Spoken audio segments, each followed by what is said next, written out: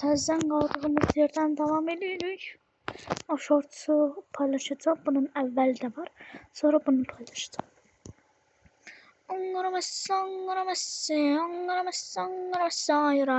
Hayır. No. Öldüm. Ya. Bir el Fatiha. Zahmet olmasa. Gerek. Şahçanım. İnşallah. İnşallah tez kurtarır. Yoksa bu VS videosu 10 yıl sonra gelecek.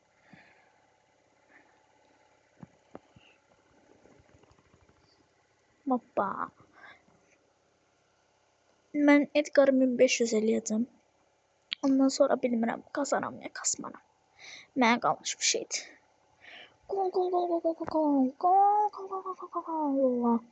Ebesinin nikahı. Gol atdıq deyəsən, bəli, yenə maç qurtardı. Və artıq Edgar'ımız baxaq 1432 kupada davam eləyəcək diğer shorts videosuna.